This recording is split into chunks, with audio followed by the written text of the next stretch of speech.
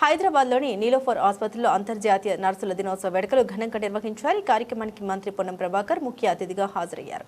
ఈ సందర్భంగా మంత్రి మాట్లాడుతూ అంతర్జాతీయ నర్సుల దినోత్సవం సందర్భంగా నర్సులకు హృదయపూర్వక శుభాకాంక్షల్ని తెలిపారు.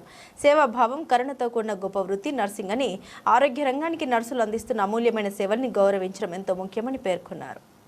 ప్రపంచ నర్సుల దినోత్సవ శుభాకాంక్షలు.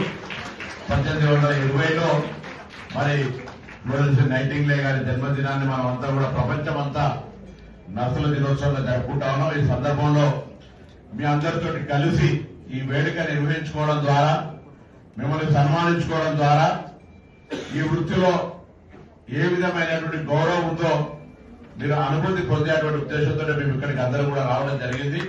ఇది ఒక పేషెంట్ కు సమయాలకు సంబంధించి ఎటువంటి స్వార్థం లేకుండా పనిచేసేటువంటి వ్యవస్థలో ఉన్న మీ అందరూ కూడా హృదయపూర్వకంగా మనసు నిండైన, ముఖ్యంగా ఆసుపత్రుల వాళ్ళ ట్రీట్మెంట్ కు సంబంధించినటువంటి విషయంలో మరింతగా ఇంకా సర్వీస్ ఓరియంటేషన్ తో చేయాలని ఆకాంక్షిస్తూ మీ అందరికీ ప్రపంచ నర్సుల దినోత్సవ శుభాకాంక్షలు తెలియజేస్తూ ధన్యవాదాలు తెలియజేస్తాం.